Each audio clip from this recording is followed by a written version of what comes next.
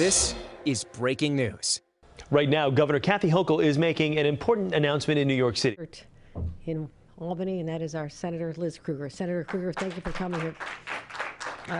We also are joined by Senator Leroy Comrie. Senator Comrie, great fighter for the people of Queens, Jamaica. Thank you.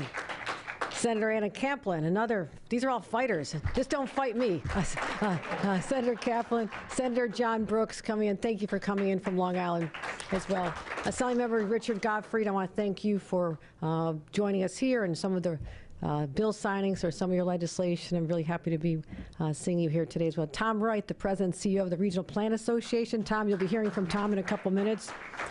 Jano Lieber, the Acting Chair and CEO of the MTA. Let's give a huge round of applause. Jano Lieber.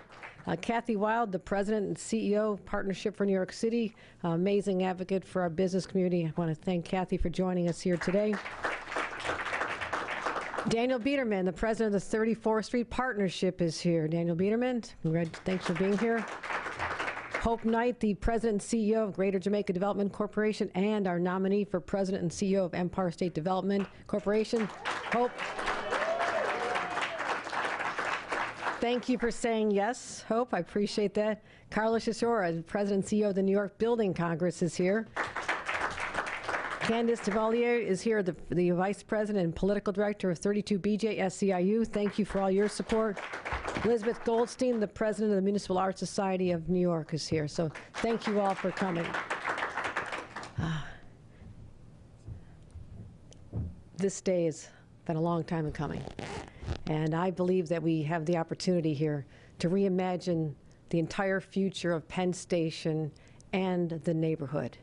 And we know that this area is the beating heart of our city. Everybody knows Penn Station, whether you live here, whether you've been a visitor. It is the busiest transit hub in North America, in the Western Hemisphere.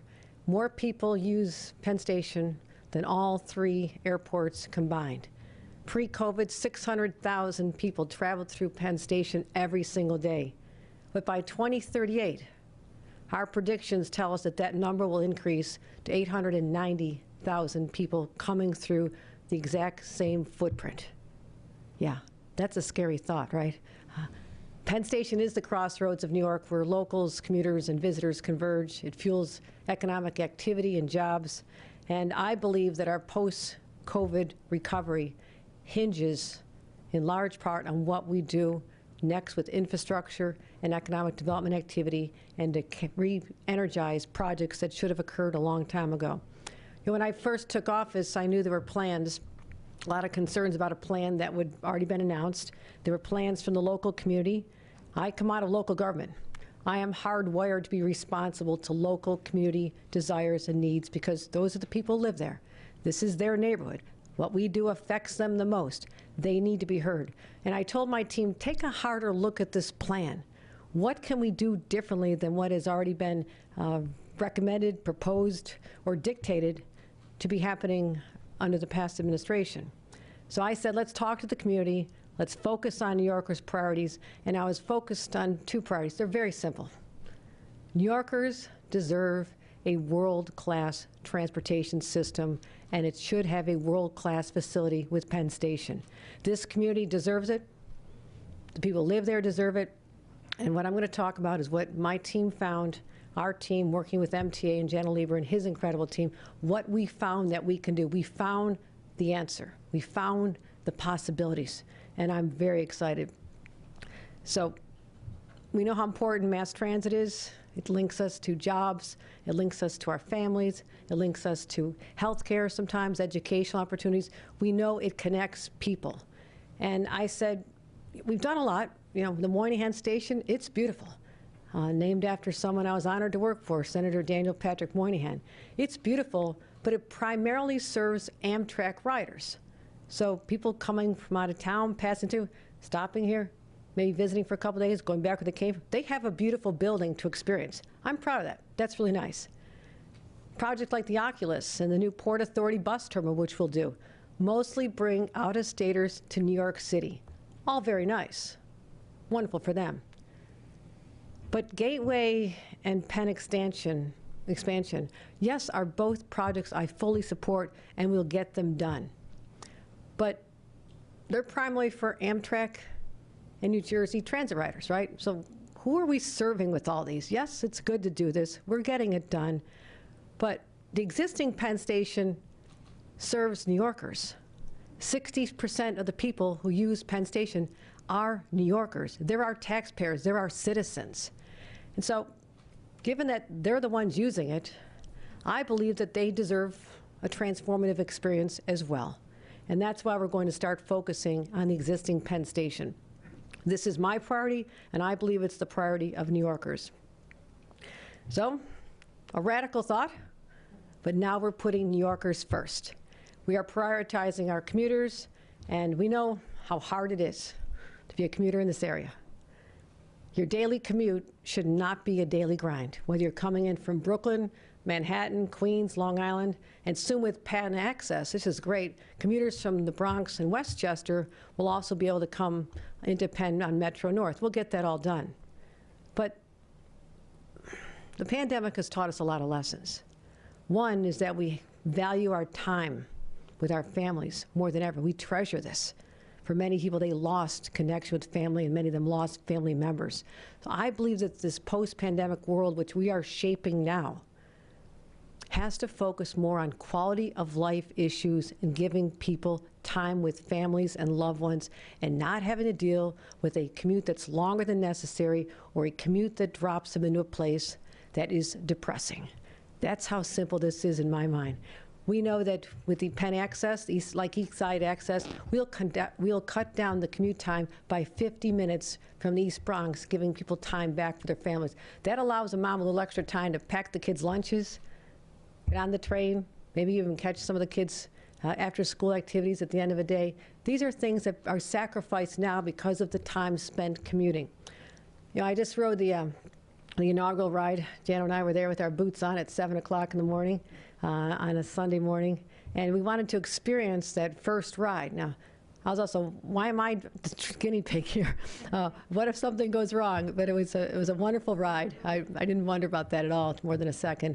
But we succeeded. We got there safely, and I can confirm that this is going to be an experience that will have a wow factor just about a year, a little more than a year from now when that is open to the public. That is literally going to save people 40 minutes. What can you do with 40 minutes? That's a lot of time back in your life. It's a lot of time back in your life that right now is sacrificed trying to get to your jobs. So improving the quality of life for New Yorkers is my top priority. So let's look at what we're dealing with now. You know, you think about where I just came in from. I was in Ronkonkoma, looking at a spectacular project, transit-oriented development right at the train station, making up for a lot of mistakes that have been done over the last few generations. I think about a woman there this morning. She gets up, crack of dawn, she wakes up in the dark. Like I said, packs the lunches, gets on the train. A long time later, she emerges in Penn Station. And what does she experience? Darkness, depression, a crowded situation. Then she goes to her office. And I don't know what her environment like. She's an office cleaner downtown, or works at a hotel, or works in one of our buildings. Whatever that experience is, she wraps up her day by going back into darkness, back into a tunnel, back into a depressing situation, gets on that train, has a long ride back, and she does it all over again the next day. Those are the people that I'm thinking about when we come up with transformational ideas. So it's dark, it's cramped, it's like a cavern, it's uncomfortable, there's no natural light, ceilings as low as 7 feet, narrow passageways, and there aren't even enough ways to get down to the track level, if you can find them. I've gotten lost there. I've lost a daughter there. Luckily, I found her. We got her back. But it is so depressing. It was built in 1968. And, you know, we all talk about when Vice President Joe Biden spoke of LaGuardia, calling it a, you know, what you'd experience in a third world country. I don't need a president or vice president to tell me that this is not a first world or 21st century experience right now, what our New Yorkers are having to endure, and we can change that. So, these are depressing pictures. It's confusing, it's cramped, it's crowded. There's not enough stairs, there's not enough escalators, there's not enough elevators to the track level. Today, we're talking about bringing sunshine, happiness to New Yorkers. who say they deserve better. Instead of looking downward, everybody looks down when they're in Penn Station. I want them to look upward. I want them to experience light. I want them to experience an uplifting feeling that they're not getting right now. It's a new day, my friends, and it's time for a new Penn Station. New Yorkers riding the Long Island Railroad, our subway, and our soon-to-be finished Metro North deserve to have world-class transportation, just like Moynihan, just like Grand Central. It's time for a Penn Station worthy of New Yorkers. So our plan will transform the existing station into a single-level train hall. What does that do? First of all, it gives us double circulation on the main boarding level, so you won't be as cramped as you are right now. We're talking sunlight, easier navigation, higher ceilings. We'll add 18 more escalators and stairs going from 73 to 91. We'll make it more accessible for people who need accessibility, people with mobility issues, adding 11 more elevators going from 16 to 27. It will help move the riders off the platforms faster and safer with fewer pinch points and less congestion. So this is what it's going to look like, and I'm going to show you more pictures in a second. Now, this is existing. This existing East Transforce will be transformed. We'll have higher ceilings. We'll be removing the upper level. That's how we're going to do it, this single level. Right now, we can't do this because there's an upper level. So I question, well, what's on the upper level that's so important that I can't blow it up and have sunlight come in? I found out it's possible. There's nothing that we can't move that's on that upper level. That's the rethinking of this whole project, and we'll make sure that that occurs as part of our single level experience, and these caverns will just disappear. This will be an experience from the past. We'll have a single level train hall, and we'll have on the eastern side a huge open space. This will be the size of Moynihan Hall and Grand Central Terminal Great Hall combined. Can you imagine that? The two of them combined into one beautiful space. 450-foot long skylight, longer than Moynihan's, and let the sun shine in.